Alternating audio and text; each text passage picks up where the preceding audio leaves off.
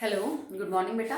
अभी हम लोग 12th क्लास केमिस्ट्री पढ़ेंगे। इसमें चैप्टर है आपका 7 पी ब्लॉक एलिमेंट्स और 16th फैमिली का आज हम टॉपिक कर रहे हैं 16th ग्रुप का, that is anomalous behaviour of oxygen. Last video में मैंने आपको हैलाइट्स ऑफ ऑक्सीजन फैमिली जो है वो करवाया था। तो चलिए स्टार्ट करते हैं। एनोमलस बिहेवियर का मतलब होता है डिफरेंट बिहेव करना। ऑक्सीजन अपने ग्रुप में बाकी एलिमेंट से अलग बिहेव करता है कुछ प्रॉपर्टीज में, कुछ फिजिकल में, कुछ केमिकल में। जैसे नाइट्रोजन अलग बिहेव कर रहा था अपने ग्रुप में, बोरोन अलग बिहेव कर रहा था अपने ग्रुप में, और कार्बन अलग बिहेव कर रहा था अपने ग्रुप में। ठीक है, रीजन वही सेम चलेंगे। अगर आपसे कोई पूछे कि ऑक्सीजन में ऐसा क्या है कि वो आपके बाकी ग्रुप मेंबर से डिफरेंट बिहेव करता है, तो इसके रीजन क्या होते हैं अलग बिहेवियर दिखाने के? स्मॉल साइज, क्योंकि पहला जो मेंबर है वो बहुत ही छोटा होगा और बहुत सारी प्रॉपर्टीज साइज पे डिपेंड करती हैं, जैसे मेल्टिंग पॉइंट है, बॉइलिंग पॉइंट है, बॉन्ड की स्ट्रेंथ है, कैटिनेशन है, मल्टीपल बॉन्डिंग है, कई सारी जो प्रॉपर्टी है वो साइज पे डिपेंड करती हैं, तो वो अफेक्ट हो जाएंगे। ठीक है, छोटा साइज होता है, हाई इलेक्ट्रोनेगेटिविटी, जो फर्स्ट एलिमेंट है उसकी इलेक्ट्रोनेगेटिविटी बाकियों से बहुत ज्यादा होती है। जैसे ऑक्सीजन के केस में इट इज सेकंड हाईएस्ट 3.5, इसके बाद सल्फर की काफी घट जाती है। And third is absence of D orbital. D orbitals का ना होना, तो कई जगह ये चीज भी आपको जो है वो मतलब हेल्प करती है कुछ रीजंस को एक्सप्लेन करने में, जैसे मैक्सिमम कोवेलेंसी का ना होना, कुछ ऑक्सीडेशन स्टेट्स का ना दिखाया जाना। ठीक है, तो उनके लिए आप डी ऑर्बिटल को रेस्पॉन्सिबल मान सकते हैं। तो ये तीन कारण हैं जिन कारणों की वजह से ऑक्सीजन अलग बिहेव करता है। अब वो प्रॉपर्टीज जिसमें ऑक्सीजन अलग बिहेव करता है, so the properties in which oxygen behave differently. तो सबसे पहले बात करते हैं इसकी स्टेट की। ऑक्सीजन जो है रूम टेम्परेचर पे O2 एक गैस है।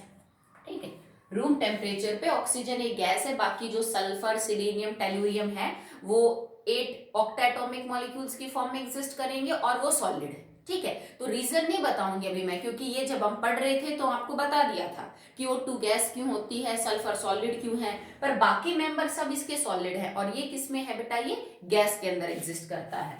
सेकेंड प्रॉपर्टी जो इसकी है, इट्स एटॉमिसिटी। बाकी जो इसके एलिमेंट है वो ऑक्टा एटॉमिक है, जबकि O2 क्या है बेटा? डाया एटॉमिक है। तो इसकी एटॉमिसिटी भी इसके बाकी ग्रुप मेंबर से मैच नहीं करती। उनकी एटॉमिसिटी 8 है, जबकि इसकी एटॉमिसिटी कितनी है? खाली 2 है। ठीक है, थर्ड है नॉन मेटेलिक करेक्टर। अब नॉन मेटेलिक करेक्टर बेटा इसका सबसे ज्यादा है, क्योंकि टॉप पे है। जब हम ग्रुप में नीचे की तरफ आते हैं तो मेटेलिक करेक्टर बढ़ता है। तो ऑक्सीजन अपने ग्रुप में सबसे ज्यादा नॉन मेटेलिक होता है। बाकी सब के अंदर आपको धीरे धीरे मेटेलिक करेक्टर जो है क्या है वो बढ़ता हुआ नजर आएगा। और इसका मेन रीजन होता है इसकी high electronegativity, that is 3.5। Okay, next is oxidation state. Oxidation state, अगर ऑक्सीडेशन स्टेट की बात की जाए तो जैसे सल्फर +1 नहीं कर रहा था, ठीक है, ऑक्सीजन +1 कर देता है, ऑक्सीजन -1 कर देता है, ऑक्सीजन -12 कर देता है। सुपर ऑक्साइड में, पर ऑक्साइड में और फ्लोरीन के कंपाउंड में ये +1 भी शो कर सकता है, जबकि ऐसी कोई ऑक्सीडेशन स्टेट सल्फर शो नहीं कर रहा था। सल्फर -12, -1 या फिर जो +1 है ये ऑक्सीडेशन स्टेट शो नहीं कर रहा था, जबकि ऑक्सीजन +4 और +6 ऑक्सीडेशन स्टेट शो नहीं कर सकता। इसके जो बाकी ग्रुप मेंबर्स हैं वो +4 और +6 ऑक्सीडेशन स्टेट भी शो कर सकते हैं। कारण है वही डी ऑर्बिटल का ना होना, क्योंकि 4 और 6 के लिए इसको अपना जो डी ऑर्बिटल है वो चाहिए अपनी कोवेलेंसी बढ़ाने के लिए, जबकि ऑक्सीजन के पास डी ऑर्बिटल नहीं होता है। ठीक है, नेक्स्ट है नेचर ऑफ कंपाउंड। तो बेटा ऑक्सीजन ना दोनों ही टाइप के कंपाउंड बहुत अच्छे बनाता है। अगर ये मेटल्स के साथ बनाएगा तो ये ज्यादातर आयनिक कंपाउंड बनाएगा, जिसमें ये 2 इलेक्ट्रॉन गेन कर रहा होगा to complete its octet. But ये कोवलेंट कंपाउंड भी बहुत अच्छे बनाता है, जैसे सल्फर ऑक्सीजन के साथ, फॉस्फोरस ऑक्सीजन के साथ, कार्बन ऑक्सीजन के साथ, नाइट्रोजन ऑक्सीजन के साथ। तो ये दोनों तरह के कंपाउंड बना सकता है बहुत अच्छा। ये आयनिक कंपाउंड भी अच्छा बनाता है और कोवलेंट भी। बट आयनिक कंपाउंड ऑक्सीजन में जितनी टेंडेंसी है बनाने की, उतनी बाकी मेंबर्स में नहीं है। सल्फर उतने आयनिक बॉन्ड नहीं बनाएगा, तो सबसे ज्यादा आयनिक बॉन्ड बनाने की जो टेंडेंसी है वो किसकी है, ऑक्सीजन की है, ठीक है। तो ये 2 इलेक्ट्रॉन लेके और अपना ऑक्टेट जो है वो क्या कर लेता है बेटा, पूरा कर लेता है। Next is multiple bond. अब मल्टीपल बॉन्ड मतलब पाई बॉन्ड बनाने की टेंडेंसी। तो मल्टीपल बॉन्ड बेटा वो अच्छे बनाते हैं एलिमेंट जिनका साइज छोटा होता है, और ऑक्सीजन का साइज छोटा है, that's why it can form better multiple bond as compare to sulphur selenium. Sulphur बनाता है डबल बॉन्ड जैसे कार्बन डाइसल्फाइड में है, पर बहुत ज्यादा स्टेबल नहीं है, ठीक है। ज्यादा चांसेस होते हैं ऑक्सीजन के डबल बॉन्ड बनाने के, क्योंकि उसका साइज क्या होता है, छोटा। ऑक्सीजन चाहे तो कार्बन के साथ, चाहे तो नाइट्रोजन के साथ, चाहे तो सल्फर के साथ, चाहे तो फॉस्फोरस के साथ, बहुतों के साथ क्या बना सकता है, डबल बॉन्ड। बाकी मेंबर्स इतना अच्छा मल्टीपल बॉन्ड नहीं बनाते। नेक्स्ट है हाइड्राइड्स। अगर आप ऑक्सीजन की हाइड्राइड की बात करें, दैट इज H2O वाटर। अब बाकी सारे कंपाउंड से वाटर स्पेशल है, रीजन इज हाइड्रोजन बॉन्ड, कि ना तो H2S में ना तो H2SC में इसमें कोई हाइड्रोजन बॉन्डिंग वगैरह नहीं होती, तो कुछ स्पेशल नहीं होता उन मॉलिक्यूल्स में नॉर्मल से ज्यादा। जबकि वाटर जो कि एक्चुअली एक हाइड्राइड है ऑक्सीजन की, ये बहुत अलग प्रॉपर्टी शो करती है नॉर्मल से due to the presence of hydrogen bonding, ठीक है। नेक्स्ट बात करते हैं about the last property is about the magnetic nature, ठीक है। जो ऑक्सीजन है ना O2, इसमें भले ही इवन नंबर ऑफ इलेक्ट्रॉन है, क्योंकि एक ऑक्सीजन के अंदर 8 और दूसरे अंदर ऑक्सीजन के अंदर 8, 16 इलेक्ट्रॉन है, और 16 इलेक्ट्रॉन इवन नंबर है। तो हमें लगता है कि di oxygen should be diamagnetic, भाई इसमें इवन नंबर ऑफ इलेक्ट्रॉन है तो सब जोड़े में आ जाएंगे और कोई अनपेयर्ड इलेक्ट्रॉन होगा नहीं, तो इसका बिहेवियर डायमैग्नेटिक होना चाहिए। बट हमने +1 में पढ़ा था इन मॉलिक्यूलर ऑर्बिटल थ्योरी कि जब आप O2 के इलेक्ट्रॉन्स को मॉलिक्यूलर ऑर्बिटल थ्योरी के हिसाब से ऑर्बिटल्स में भरोगे तो 2 अनपेयर्ड इलेक्ट्रॉन पाए जाते हैं in the anti bonding orbital. मैं ज्यादा एक्सप्लेन नहीं करूंगी अभी क्योंकि हम कर चुके हैं, और मॉलिक्यूलर ऑर्बिटल थ्योरी की ये बहुत बड़ी अचीवमेंट थी कि उसने इसको एक्सप्लेन कर दिया था that O2 is paramagnetic in spite of having even number of electron, it is paramagnetic। और ये किस वजह से है, because it contains 2 unpaired electrons in anti-bonding orbital। Anti-bonding orbital आप चाहो तो करके देख लेना, क्योंकि आपने +1 में वो चीज पढ़ ली है। एक ऑक्सीजन इधर, एक ऑक्सीजन इधर, टोटल 16 इलेक्ट्रॉन्स भर के देखना ऑक्सीजन के मॉलिक्यूलर ऑर्बिटल्स में, तो आपको एंटी बॉन्डिंग में 2 इलेक्ट्रॉन सिंगल मिलेंगे। इसी वजह से जो ऑक्सीजन का मॉलिक्यूल है वो पैरामैग्नेटिक है, वो मैग्नेटिक फील्ड की तरफ अट्रैक्शन फील करेगा, वो डायमैग्नेटिक नहीं है जो मैग्नेटिक फील्ड से रिपेल होगा, ठीक है। तो O2 जो है वो आपका कैसा है, पैरामैग्नेट है, बाकी मॉलिक्यूल्स ऐसे बिहेव नहीं करते। So these are the properties in which oxygen behave very differently from rest of its member. कारण क्या है वो भी हम ऑलरेडी कर चुके, ठीक है। Next topic is dioxygen. So अभी तक हमने chemical trends, physical properties complete कर ली हैं। अब हम ऑक्सीजन फैमिली के कुछ इंपॉर्टेंट कंपाउंड्स को डिस्कस करेंगे, और उस सीरीज में पहला कंपाउंड है the simplest one is O2 dioxygen gas. Okay, so इसको पढ़ते हैं। सो सबसे पहले बात करते हैं about the preparation, how can you prepare dioxygen. Preparation of die oxygen, तो ऐसी बहुत सी रिएक्शन आपने 10th में, 11th में और अब तक कुछ जो चैप्टर हम पढ़ चुके हैं 12th में उनमें पढ़ी होंगी, जिनमें oxygen as an by product बाहर निकलता है, ठीक है। जैसे वाटर के केस में होता है कि बहुत सारे रिएक्शन है जिसमें पानी एज ए बाई प्रोडक्ट बाहर निकलता है, तो बहुत सारी ऐसी भी रिएक्शन है जिसमें ऑक्सीजन अब तक एज एन बाई प्रोडक्ट बाहर निकल रहा था। उन रिएक्शंस को हम प्रिपरेशन में यूज कर सकते हैं। सो फर्स्ट मेथड क्या होगा, by decomposition of oxygen rich compounds. Oxygen rich compound से मेरा मतलब ये है बेटा कि इन कंपाउंड्स के अंदर जो ऑक्सीजन की परसेंटेज है वो अच्छी खासी, जैसे मान लो एक कंपाउंड है आपके पास और उस कंपाउंड के मॉलिक्यूलर मास के हिसाब से बस 10% ही ऑक्सीजन उसमें, तो आप बहुत मेहनत करोगे तब भी आपको ऑक्सीजन थोड़ी मिलेगी। मान लो किसी कंपाउंड के मॉलिक्यूलर मास के हिसाब से जो ऑक्सीजन की परसेंटेज है वो अच्छी खासी 40, 50, 60% ऑक्सीजन है उसके पर मोल के अंदर अगर आप बात करो या 100 ग्राम में मैं समझाऊं तो वहां से आप ऑक्सीजन को बाहर निकाल सकते हो। तो ऐसे कई कंपाउंड है जिनके अंदर ऑक्सीजन की परसेंटेज काफी ज्यादा है, और उनको तोड़ने पे जब आप उनको डिकम्पोज करोगे तो उनमें से जो ऑक्सीजन है वो बाहर निकल सकती है। एक दो रिएक्शन तो आपने पढ़ी भी है, जैसे KClO3 on heating in the presence of manganese dioxide, potassium chlorate on heating in the presence of manganese dioxide will convert into KCl plus में O2। अब ये गैस है, आप इसको आराम से कलेक्ट कर सकते हो, ठीक है, ये सॉलिड स्टेट में, ये सॉलिड स्टेट में। तो इस इक्वेशन में हमने पोटेशियम क्लोरेट को हीट करके ऑक्सीजन को जो है वो बना लिया। नेक्स्ट, अगर ये मान लीजिए पोटेशियम नाइट्रेट होता, इसको मैं हीट करती तो it will convert into potassium nitrite plus oxygen, ठीक है, ये अपने अंदर से नाइट्राइट बाहर देता और किस में कन्वर्ट हो जाता, ऑक्सीजन के अंदर कन्वर्ट हो जाता है। यहां से आप इसको निकाल सकते हो।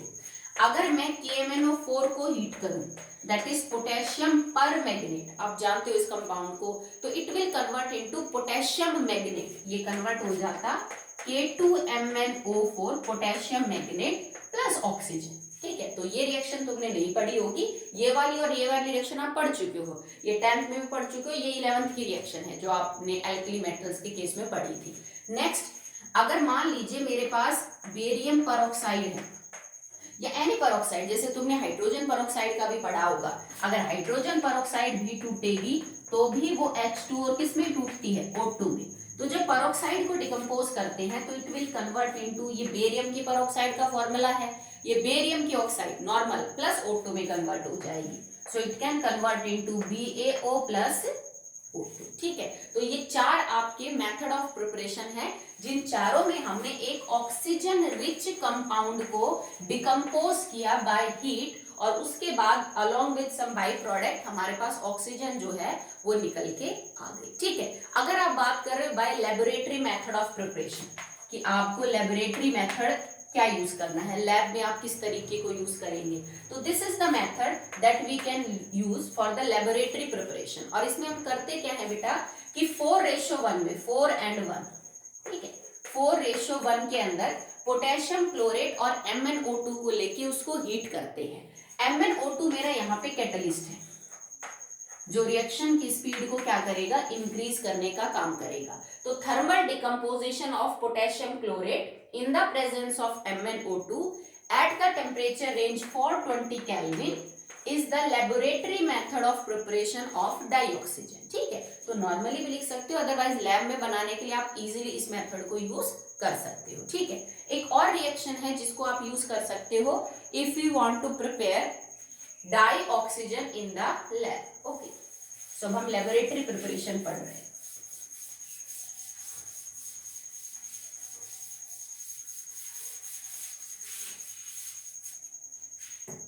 लेबोरेटरी प्रिपरेशन, ठीक है। इसमें हम क्या करेंगे, हम किसी परऑक्साइड की रिएक्शन जो है वो एसिड के साथ करवाएंगे और तब जाके आपको O2 जो है वो मिलेगा। जैसे मान लीजिए आपके पास सोडियम परऑक्साइड है, तो सोडियम परऑक्साइड प्लस में H2SO4, so it can convert into like Na2O2, ठीक है। ये सोडियम परऑक्साइड का फॉर्मूला है, आप इसको हाइड्रोलाइज भी कर सकते हैं एक्चुअली में, नहीं तो एसिड्स के साथ भी रिएक्शन कर सकते हैं, बट चलो उस रिएक्शन को रहने दो। अभी अगर आप सोडियम परऑक्साइड को वाटर के साथ रिएक्शन करवाएंगे, सो it will convert into NaOH plus में ऑक्सीजन गैस, ठीक है। तो NaO2 प्लस में आपको H2O will convert into sodium hydroxide plus oxygen gas. एक और भी रिएक्शन है, अगर यही सोडियम परऑक्साइड आप H2SO4 के साथ लें, फिर आपको KMnO4 और लेना पड़ेगा, जिसके बारे में मैं बात कर रही थी। If KMnO4 plus Na2O2 plus में H2SO4, अब हमने किया क्या है कि सोडियम परऑक्साइड प्लस में मीडियम को एसिडिक बनाने के लिए हमने ले लिया H2SO4, और KMnO4 इस रिएक्शन में किसका काम करेगा, ऑक्सीडाइजिंग एजेंट का काम करेगा। ये रिएक्शन रिडॉक्स है, ये ऑक्सीडाइजिंग एजेंट है, ये आपका रिड्यूसिंग एजेंट रहेगा। मीडियम को एसिडिक बनाने के लिए हमने क्या ले रखा है, H2SO4 ले रखा है। बनेगा क्या क्या, K2SO4 प्लस में MnSO4, ठीक है। और जो आपका सोडियम परऑक्साइड है ये कन्वर्ट हो जाएगा इनटू Na2SO4 ठीक है, ये सोडियम सल्फेट में कन्वर्ट हो जाएगा water and oxygen, plus water and plus oxygen. ठीक है, तो क्या क्या प्रोडक्ट बने आपके पास, K2SO4, MnSO4, Na2SO4, H2 and O2। अब देखिए इसमें किसका क्या हुआ है, मैग्नीज के ऊपर +7 था, मैग्नीज यहाँ पे +2 में कन्वर्ट हो गया। 7 से 2 होना क्या है बेटा, रिडक्शन। जो रिडक्शन करते हैं वो कौन से एजेंट होते हैं, ऑक्सीडाइजिंग एजेंट। ओके, सोडियम का कुछ नहीं बदल रहा, सोडियम यहाँ पे भी +1 में है, सोडियम यहाँ पे भी +1 में है, पोटेशियम इधर भी प्लस है, पोटेशियम इधर भी प्लस है।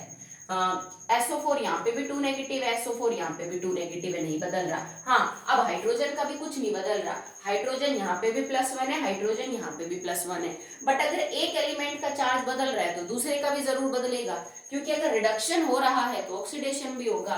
सो इट इज फॉर ऑक्सीजन, क्योंकि पेरोक्साइड्स के अंदर ऑक्सीजन होता है -1, यहाँ ऑक्सीजन के ऊपर हो गया -2 और यहाँ ऑक्सीजन पे 0 हो गया क्योंकि एलिमेंटल स्टेट है। तो -1 से -2 होना इज रिडक्शन, इसका मतलब ये भी ऑक्सीडाइजिंग एजेंट का ही काम कर रहा है। यहाँ इसको एक्चुअली में -1 से -2 गेन ऑफ इलेक्ट्रॉन रिडक्शन, या सो it is not here, it is, ये तो ऑक्सीडाइजिंग एजेंट ही है एक तरह से। ठीक है, अब पर दोनों ही लिख सकते हैं, देखो बेटा एक्चुअली में दोनों चीज लिखी जाएंगी क्योंकि इसके अंदर 2 ऑक्सीजन है। अगर मैं सोडियम पेरोक्साइड को देखूं तो ये स्ट्रक्चर है आपका OONA और Na, इस पे भी -1 है, इस पे भी -1 है।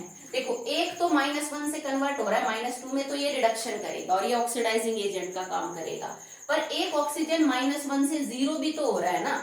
अब -1 से, क्योंकि इस देखो -1 ये भी -2 वाला ही है, यहाँ पे भी जो ऑक्सीजन है वो भी -2 में है। ठीक है, तो -2 से -2 होगा तो कुछ बदला ही नहीं। ठीक है, तो अगर -1 से -2 हुआ तो मतलब रिडक्शन हुआ, और -1 से 0 हुआ इसका मतलब क्या हुआ है बेटा, ऑक्सीडेशन हुआ है। तो इसमें यहाँ ऑक्सीडेशन हुआ तो ये रिड्यूसिंग एजेंट है, पर यहाँ -1 से 0 में -2 में भी कन्वर्ट हो रहा है तो ये रिड्यूसिंग एजेंट भी हो सकता है। ठीक है, इसमें KMnO4 का जो +7 है वो कन्वर्ट हो गया +2 में, so it is a oxidising agent. ठीक है, तो आप चाहो तो डायरेक्ट NaO2 H2O के साथ रिएक्शन करके ऑक्सीजन बना लीजिए, नहीं तो आप इसको एसिडिक मीडियम में KMnO4 के साथ रिएक्ट करवा दीजिए, तब भी जो है वो डाइऑक्सीजन आपका बन जाएगा। ओके, अब और क्या तरीका है, ये सिंपल है, ये रिएक्शन आपने 10th में पढ़ी होगी कि अगर आपके पास कोई ऑक्साइड है तो आप ऑक्साइड को ही डिकम्पोज कर दीजिए। जैसे आपके पास मेटल ऑक्साइड्स होती है, मैग्नीशियम ऑक्साइड है, मैग्नीज ऑक्साइड है, आयरन ऑक्साइड है, आप उन्हीं को हीट करके क्या कर दीजिए, डिकम्पोज करवा दीजिए। जैसे मान लो मेरे पास मरकरी की ऑक्साइड है, हैवी मेटल ऑक्साइड, इसको जब आप हीट करोगे तो ये मरकरी और प्लस में ऑक्सीजन अलग में क्या हो जाएगी, कन्वर्ट हो जाएगी। अगर आपने जिंक ऑक्साइड को हीट किया तो ये जिंक अलग दे देगी और ऑक्सीजन क्या कर देगी, अलग दे देगी। मतलब अगर आप हैवी मेटल ऑक्साइड्स को लेते हो तो उनको डिकम्पोज करना क्या होता है बेटा, आसान होता है। जैसे लेड की एक मिक्स ऑक्साइड है Pb3O4, इसको भी अगर आप हीट करोगे, इसमें एक्चुअली में 2 ऑक्साइड आपस में मिक्स करके बनती हैं ये, तो PbO प्लस में O2 के अंदर आपका जो कन्वर्जन है वो हो जाएगा। अगर मैंने मैग्नीज डाइऑक्साइड लिया MnO2 और अगर मैं इसको हीट करूं तो it will convert into, manganese की बहुत सारी ऑक्साइड होती है बेटा, जैसे नाइट्रोजन की बहुत सारी होती है Mn2O7, ठीक है, it is MnO, it is MnO2, it is Mn2O3, इसकी बहुत सारी होती हैं।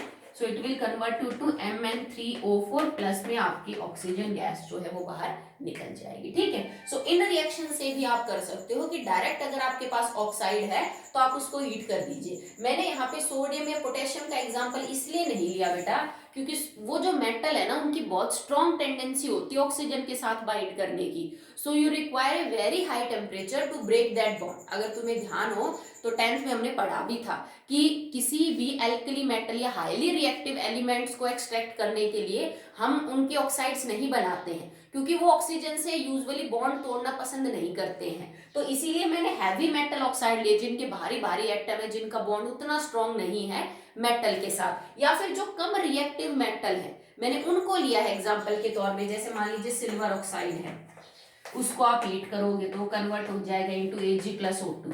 ये इतने मान लीजिए समझ लीजिए कम रिएक्टिव है कि इनके ऑक्साइड को आप गर्म करने पे ही तोड़ सकते हैं और वो ऑक्सीजन अलग कर देगा, और जो आपका मेटल की ऑक्साइड में से मे बी मेटल बाहर हो सकता है, अगर कोई कॉम्प्लेक्स ऑक्साइड है तो वो किसी और ऑक्साइड में भी जो है वो कन्वर्ट हो सकती है। तो यहां तक हमने करी है the preparation of oxygen, normal preparation, laboratory preparation. ठीक है, नेक्स्ट देखिए बेटा, is manufacturing of die oxygen. अब तक हम प्रिपरेशन कर रहे थे बेटा, जिसमें आपको पता है टाइम ज्यादा भी लग सकता है, खर्चा भी ज्यादा, doesn't matter at all, but manufacturing में हमें कुछ ध्यान रखना पड़ता है, चीप इजी मेथड होना चाहिए। तो दो तरीके हैं डाई ऑक्सीजन को मैन्युफैक्चर करने के। नंबर 1 फ्रॉम एयर, क्योंकि हवा के अंदर बहुत है ऑक्सीजन, 78% नाइट्रोजन है, 21% ऑक्सीजन है, और जो 1% बच गया उसमें रेस्ट ऑफ द गैसेज है, सारी की सारी जितनी अवेलेबल होती हैं एटमॉस्फेयर में, CO2, H2O, इसके अलावा helium, argon, SO2, SO3, NO2, methane, जितनी भी है आपके पास। ठीक है, तो करना क्या है, सबसे पहले आप एयर के ऊपर हाई प्रेशर लगाइए और लो टेम्परेचर करिए। ऐसे करने से आप एयर को किस में कन्वर्ट कर देंगे बेटा, लिक्विड स्टेट के अंदर कन्वर्ट कर देंगे। जब वो लिक्विफाई हो जाए तो उसके बाद उसका फ्रैक्शनल डिस्टिलेशन कर दीजिए, फ्रैक्शनल डिस्टिलेशन। और क्योंकि ये जो प्रिंसिपल है, मेथड है, इसका प्रिंसिपल ही difference in the boiling point है, और ऑक्सीजन और नाइट्रोजन के बॉइलिंग पॉइंट में काफी अंतर है। एक दूसरी बात, जब आप लिक्विड में कन्वर्ट करें तो CO2 और वाटर वेपर्स को पहले ही बाहर निकाल लीजिए। ठीक है, उसके बाद नाइट्रोजन का होता है 77 केल्विन, जबकि ऑक्सीजन का होता है 90 केल्विन बॉइलिंग पॉइंट। तो जब आप फ्रैक्शनल डिस्टिलेशन करेंगे तो nitrogen distil out first, nitrogen distil out first, पहले किसके वेपर बाहर निकलेंगे, नाइट्रोजन के। टेम्परेचर राइज नहीं होगा 77 केल्विन से ऊपर जब तक कि सारा नाइट्रोजन वेपर की फॉर्म में बाहर नहीं चला जाता, और उसके बाद ऑक्सीजन का जब आएगा बॉइलिंग पॉइंट तो 90 केल्विन पे वो डिस्टिल आउट हो जाएगा। आप उसके वेपर्स को कंडेंस कर लीजिए तो आपको ऑक्सीजन मिल जाएगी। तो हवा है, हवा को कंप्रेस किया, कोई बहुत ज्यादा खर्चा नहीं आता, तो मैन्युफैक्चरिंग में ये तरीका यूज किया जा सकता है। Okay, second one is by electrolysis of water। हमने इसको 10th में ही किया था कि अगर एसिडुलेटेड वाटर है, अगर आप उसका इलेक्ट्रोलिसिस करोगे तो एनोड पे हमें ऑक्सीजन गैस मिलती है। Okay, so H2O on passing electricity will convert into H2 plus O2, ये कैथोड पे और ये एनोड पे। तो इस रिएक्शन से आपको एनोड के ऊपर ऑक्सीजन गैस मिल जाएगी। माना कि इस मेथड में थोड़ा सा देखने वाली बात ये है कि हमें इलेक्ट्रिसिटी कंज्यूम करनी पड़ती है, और ये कोई 2, 4, 10 मिनट, आधे घंटे का काम नहीं होता, it takes a long time. तो वहां पे जहां पे बिजली सस्ती हो वहां पे ये तरीका बहुत इजी हो जाता है टू प्रिपेयर ऑक्सीजन गैस। जहां पे इलेक्ट्रिसिटी चीप हो वहां पे हम ऑक्सीजन को बनाने में ये जो मेथड है वो यूज कर सकते हैं। ठीक है, तो दो तरीके हैं मैन्युफैक्चर करने के। Okay, now the properties, physical properties of dioxygen. तो अगर फिजिकल प्रॉपर्टी की बात करें तो dioxygen is a odourless, colourless gas. ये कलरलेस, ऑर्डरलेस और नॉन टॉक्सिक गैस होती है, इससे किसी को कोई नुकसान नहीं होता है। ठीक है, लिटमस पेपर के ऊपर बात करें तो न्यूट्रल होती है, ना नीले को लाल करती है ना लाल को नीला करती है। अभी हम बात कर रहे थे कि O2 gas is paramagnetic, reason उसका बता दिया था, it is paramagnetic in the nature. It is slightly soluble in water, बहुत ज्यादा पानी में नहीं घुलती है ये। ठीक है, because it does not form any compound with water, तो उतनी सॉल्युबल नहीं है पानी में, पर जितनी घुल सकती है ना वो बहुत होती है एक्वेटिक एनिमल्स के लिए सरवाइव करने को। जैसे मान लीजिए समुद्र के पानी में डिजॉल्व ऑक्सीजन है, नदी है, नहर है, झील है, उसके पानी में जो घुली हुई ऑक्सीजन है वो बहुत थोड़ी घुलती है। अगर आप उसका comparison nitrogen, ammonia, carbon dioxide, ammonia, carbon dioxide, SO2, SO3 से करें तो उनके मुकाबले में ऑक्सीजन बहुत कम घुलती है पानी के अंदर, पर जितनी घुलती है ना वो अमाउंट काफी होता है एक्वेटिक एनिमल्स को सांस लेने के लिए। ठीक है, तो it is not very much soluble. ठीक है, बात करें आइसोटॉप्स की तो ऑक्सीजन के 3 आइसोटॉप होते हैं, ऑक्सीजन 8-16, ऑक्सीजन 8-17 और ऑक्सीजन 8-18। ठीक है, तो ऑक्सीजन 3 आइसोटॉपिक फॉर्म्स के अंदर पाया जाता है, 8-16, 8-17 और 8-18। ठीक है। इसके अलावा इसका जो फ्रीजिंग पॉइंट, बॉइलिंग पॉइंट है वो आप देख लेना, उसमें ऐसा कुछ बताने की बात नहीं है। तो यहाँ तक हमने physical property and method of preparation complete किए हैं। अब आगे हम चलते हैं on the chemical properties of die oxygen. The chemical properties of die oxygen. तो अगर मैं बात करूं डाई ऑक्सीजन की, तो ऑक्सीजन और ऑक्सीजन के बीच में बेटा डबल बॉन्ड है, ठीक है, और ये डबल बॉन्ड क्वाइट स्ट्रॉन्ग है। तो इतनी आसानी से तो ऑक्सीजन रिएक्शन करता नहीं है, इसको रिएक्ट करवाना इतना इजी नहीं है, बिकॉज इस ऑक्सीजन ऑक्सीजन डबल बॉन्ड को तोड़ने के लिए आपको लगभग 493 किलो जूल एनर्जी पर मोल के हिसाब से चाहिए, and it is quite high, ये काफी ज्यादा है, तो इतनी इजीली रिएक्ट नहीं करेगा। बट अगर आपने इतनी एनर्जी दे दी ऑक्सीजन को और उसका ये डबल बॉन्ड ब्रेक हो गया, तो उसके बाद रिएक्शन अपने आप कंटिन्यू होती रहती है, आपको लगातार एनर्जी सप्लाई करने की जरूरत नहीं है। रीजन इज कि आपको किसी की भी रिएक्शन करवानी ऑक्सीजन के साथ, तो सबसे पहले आपको इतनी एनर्जी देनी पड़ती है O2 के मॉलिक्यूल को, इससे ज्यादा कि ये बॉन्ड टूट जाए। जब तक ऑक्सीजन के बीच का डबल बॉन्ड टूटेगा नहीं तब तक ऑक्सीजन रिएक्ट करेगा नहीं, ठीक है। अब ये एनर्जी आप किसी भी फॉर्म में दे सकते हो, in the form of electricity, in the form of light, in the form of heat, initiate कर दो बस आप रिएक्शन को। उसके बाद ये जो रिएक्शन है ना O2 की, ये एक्सोथर्मिक होती है, और इससे निकलने वाली जो एनर्जी है वही रिएक्शन को स्पीड अप करती रहती है। जैसे आपने मान लीजिए एक सिंपल सा एग्जांपल दूं मैं, C+O2 gets converted into CO2, this reaction is exothermic, ठीक है। तो एक बार तो टाइम लगेगा, एक बार तो आपको इग्निशिएट करना पड़ेगा, कार्बन को ऑक्सीजन की प्रेजेंस में जलाना पड़ेगा, ठीक है। पर जैसे ही रिएक्शन शुरू हो जाएगी, ये रिएक्शन खुद एक्सोथर्मिक है, और वो जो रिएक्शन से निकलने वाली गर्मी है वो ऑक्सीजन के मॉलिक्यूल को तोड़ती रहती है, और ऑक्सीजन का जो मॉलिक्यूल है वो लगातार रिएक्शन करता रहता है, ठीक है। लिटमस पे कोई असर नहीं होता, it is neutral to litmus, purple को पर्पल, रेड को रेड और ब्लू को ब्लू ही रहने देगा। It is a supporter of combustion, it is supporter of combustion, खुद नहीं जलती है, ठीक है, बट जहां पे आग लग रही होगी अगर उसको ऑक्सीजन मिल गई तो वो आग को भड़काने का काम करती है, it is a supporter of combustion, ठीक है। ऑक्सीडेशन रिएक्शन बहुत अच्छी करती है, it is a good oxidising agent, आप कह सकते हो स्ट्रॉन्ग ऑक्सीडाइजिंग एजेंट है। क्यों है स्ट्रॉन्ग ऑक्सीडाइजिंग एजेंट? क्योंकि ये मेटल्स का, नॉन मेटल्स का और सेमी मेटल्स का, मेटलॉइड्स तीनों का ही ऑक्सीडेशन कर सकती है। अगर आप मेटल, नॉन मेटल और सेमी मेटल, ठीक है, डिपेंडिंग अपॉन मेटल की रिएक्टिविटी क्या है, कम या ज्यादा हो सकता है वो रिएक्टिव, अगर आप ऑक्सीजन की प्रेजेंस में हीट करो तो वो नॉन मेटल को नॉन मेटल की ऑक्साइड, मेटल को मेटल की ऑक्साइड और सेमी मेटल को सेमी मेटल की ऑक्साइड के अंदर कन्वर्ट कर सकता है। ये रिएक्शन बहुत आसान है, तुमने सारी 10th के अंदर पढ़ रखी है कि नॉन मेटल और मेटल कैसे रिएक्ट करते हैं ऑक्सीजन के साथ, ठीक है। जो बहुत ज्यादा रिएक्टिव होगा वो नॉर्मल कंडीशन पे भी कर लेगा, अगर कोई कम रिएक्टिव मेटल है तो आपको उसको गर्म करना पड़ सकता है ऑक्सीजन की प्रेजेंस में, तब जाके वो रिएक्शन करेगा, ठीक है। जैसे कि अब मैं एक रिएक्शन लिख रही हूँ, बाकी तुम कर लेना बेटा, because it is quite simple. जैसे sodium in the presence of oxygen gets converted into sodium oxide, ठीक है। तो सोडियम को अगर आप ऑक्सीजन की प्रेजेंस में रखोगे, नो नीड टू हीट, कुछ नहीं करना आपको, पोटेशियम हो सोडियम हो, ये इतने ज्यादा रिएक्टिव है कि रूम टेम्परेचर के ऊपर ही रिएक्शन को क्या कर लेंगे, कैल्शियम हुआ, रूम टेम्परेचर पे ही रिएक्शन करके ऑक्साइड बना लेंगे, नो नीड टू हीट, ठीक है। बट अगर आपके पास मान लीजिए मैग्नीशियम है, तो मैग्नीशियम रिबन को मुझे जलाना पड़ेगा इन द प्रेजेंस ऑफ ऑक्सीजन, तब वो क्या बनाएगा, मैग्नीशियम की ऑक्साइड बनाएगा, क्योंकि इनसे कम रिएक्टिव है सोडियम पोटेशियम से जो मैग्नीशियम है, ठीक है। अगर आप और कम रिएक्टिव एलिमेंट्स की बात करें, जैसे एल्यूमिनियम है, जिंक है, तो उनको आपको स्ट्रांगली हीट करना पड़ेगा, एल्यूमिनियम को, जिंक को, तब जाके वो जिंक की ऑक्साइड और एल्यूमिनियम की जो ऑक्साइड है वो बनाएंगे। आयरन को भी आपको स्ट्रांगली हीट करना पड़ेगा, ठीक है। कॉपर है, जैसे कॉपर को बहुत स्ट्रांगली हीट करते हैं तब जाके वो CuO बनाते हैं, ये सब रिएक्शन आपने पढ़ रखी है।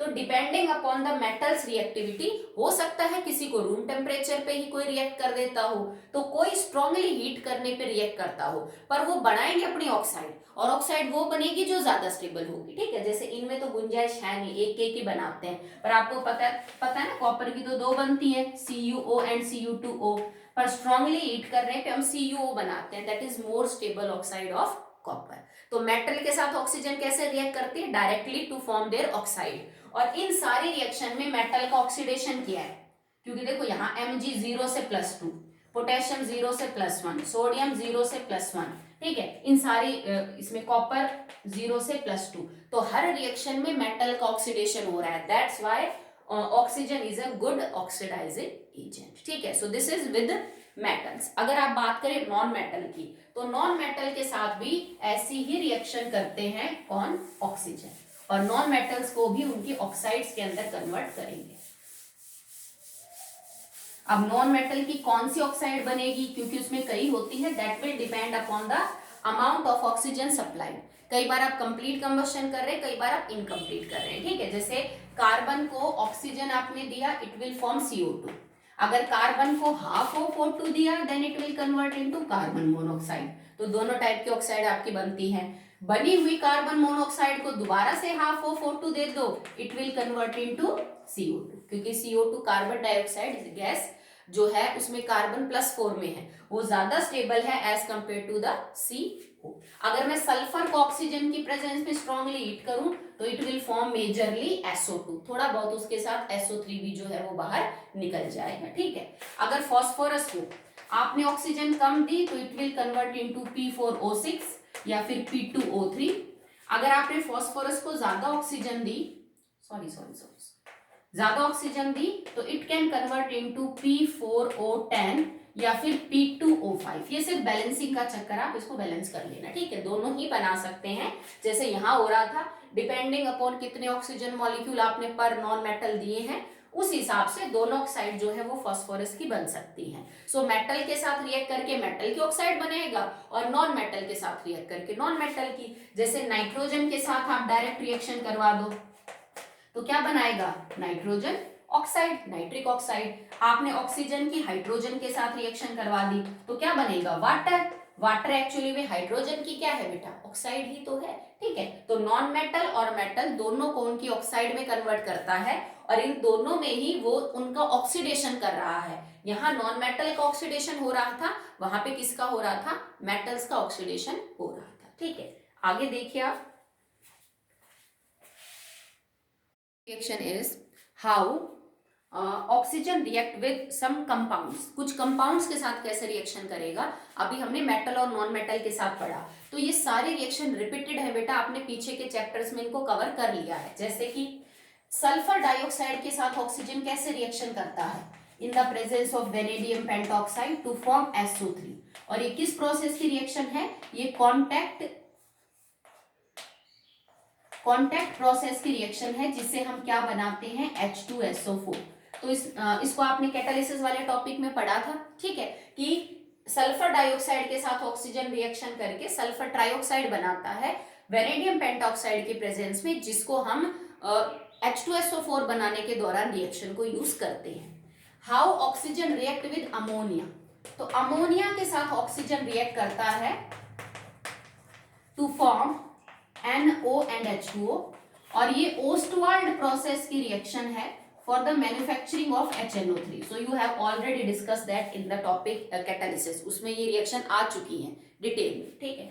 How it react with HCl, HCl gas के साथ O2 रिएक्ट करता है to form H2O and Cl2, और ये डेक्कन प्रोसेस की रिएक्शन है। This is a Deccan process reaction for the manufacturing of chlorine. Chlorine को बनाने के लिए हम इस रिएक्शन को जो है वो यूज करते हैं, ये मैन्युफैक्चरिंग का तरीका है क्लोरीन गैस का, ठीक है।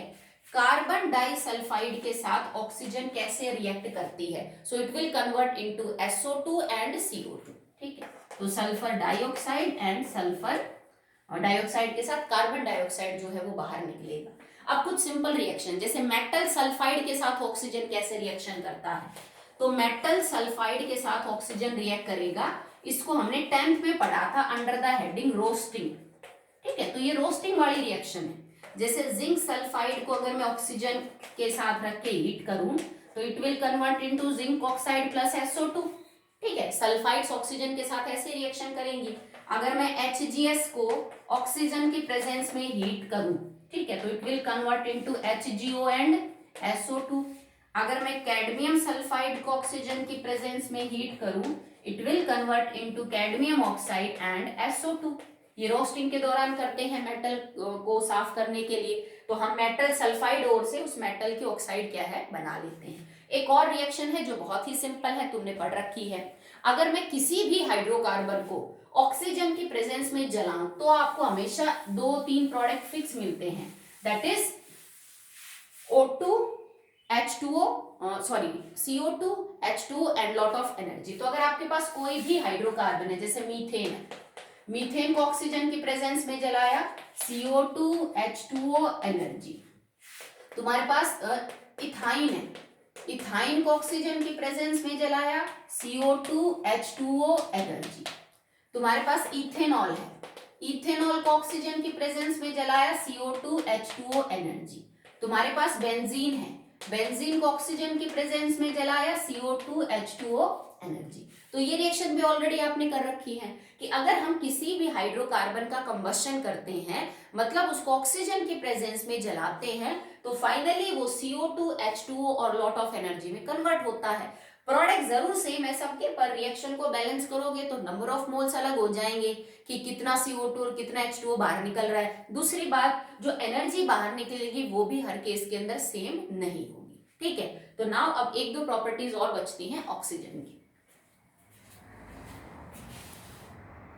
One more reaction that takes place in stratosphere region, जो हमारे एटमॉस्फेयर की लेयर है स्ट्रेटोस्फीयर जिसमें ओजोन है, वहां पे एक रिएक्शन होती है कि 3 oxygen molecule in the presence of silent electric discharge, silent electric discharge